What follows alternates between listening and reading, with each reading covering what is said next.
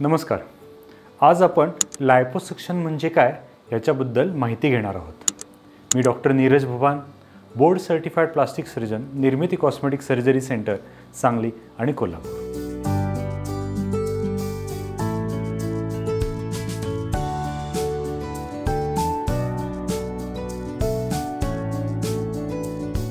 लायपोसक्शन म्हणजे काय, तर ही एक कॉस्मेटिक सर्जरी आहे.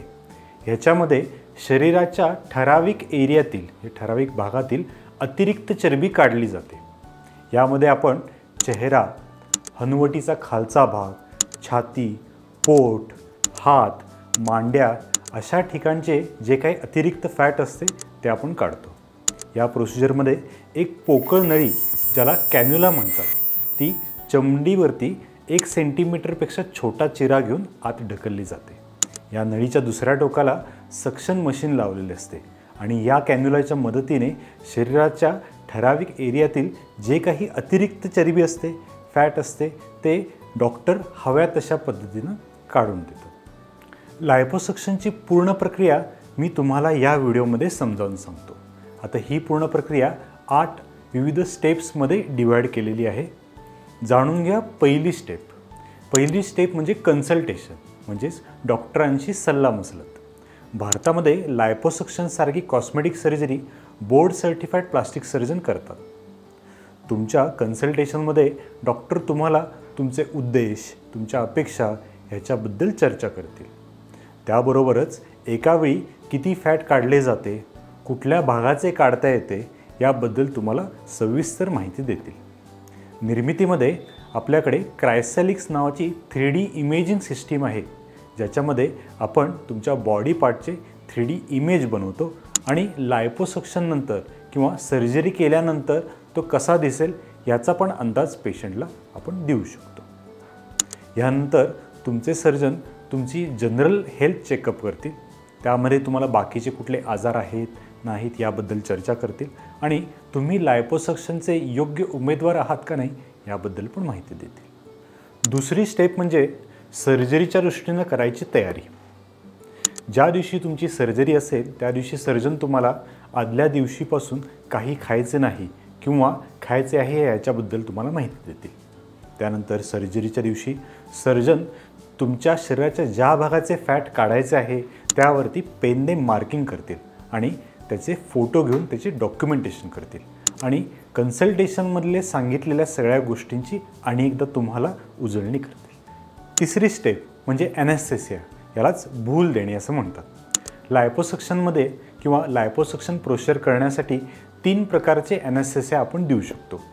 पहिला म्हणजे लोकल ॲनेस्थेसिया, ज्यामध्ये ज्या भागाची प्रोसिजर करायची आहे तो भाग तेवढा सुन्न करण्यात येतो. ज्या वेळेला लायपोसक्शन छोट्या भागाचे करायचे असते त्यावेळेला सर्जन लोकल ॲनेस्थेसिया प्रेफर करतात. दुसरा प्रकार म्हणजे रिजनल ॲनेस्थेसिया, म्हणजे शरीराचा एक भाग, पूर्ण भाग म्हणजे पाय असतील, हात असतील, ते ब्लॉक ह्या ॲनेस्थेसियाच्या मेथडनी सुन्न केले जातात. आणि तिसरा प्रकार म्हणजे जनरल ॲनेस्थेसिया, ज्याच्यामध्ये तुम्हाला पूर्ण भूल दिली जाते. या तिन्ही प्रकारामधील कुठली भूल द्यायची हे तुमचे सर्जन तुम्हाला तुमच्याशी चर्चा करतील आणि ह्यासाठी तुमची सर्जरी कुठल्या भागाची करायची आहे, केवढा वेळ करायची आहे आणि त्यामध्ये किती फॅट काढायचं आहे ह्याच्यावरती अवलंबून असेल. चौथी स्टेप म्हणजे सर्जरी. भूल देण्याची प्रोसेस पूर्ण झाल्यानंतर सर्जन ज्या भागाचे लायपोसक्शन करायचे आहे तो भाग निर्जंतुक करतील. त्यानंतर सर्जन तुमच्या भागावरती झाकल्या जाणाऱ्या एरियातून म्हणजे झाकल्या जाणाऱ्या ठिकाणातून एक छोटासा छेद घेतील. या छेदांची संख्या किंवा या इन्सिजनची संख्या लायपोसक्शनच्या भागांवरती अवलंबून असते. या छेदाची लांबी 1 सेंटीमीटरपेक्षा पण कमी असते. पाचवी स्टेप म्हणजे ट्युमेसंट सोल्युशन. आता ही एक महत्त्वाची स्टेप आहे. फॅट काढण्याच्या प्रक्रियेमध्ये सर्जन अगोदर घेतलेल्या इन्सिजन किंवा छेदामधून एक स्पेशल सोल्युशन इंजेक्ट करतात. या सोल्युशनमध्ये सलाईन वॉटर असते, त्यानंतर सुन्न करण्याचे मेडिसिन असते आणि ॲड्रिनालिन नावाचे एक मेडिसिन असते की ज्याने ब्लिडिंग होण्याचे प्रमाण कमी होऊन जाते. ट्युमेसन सोल्युशनमध्ये जे पोटाचे किंवा त्या ठराविक रिजनचे जे फॅट असते ते चांगल्या पद्धतीनं सेपरेट होते आणि ते फॅट रिमूव्ह करणे किंवा काढण्याची प्रोसेस पण बऱ्यापैकी चांगल्या पद्धतीनं होऊ शकते. आता 6वी स्टेप म्हणजे फॅट काढण्याची प्रोसेस. ट्युमेसन सोल्युशन झाल्यानंतर सर्जन साधारण 10 ते 15 मिनटं थांबतात आणि त्यानंतर फॅट काढण्याची प्रोसेस चालू करतात. यामध्ये एक स्पेशल टाईपचा कॅन्युला त्या छेदातून आत ढकलला जातो आणि सर्जन त्यांच्या कुशलतेने स्किनच्या खाली असलेले फॅट तोडतात आणि सक्शन मशीनच्याद्वारे ते बाहेर काढले जातात.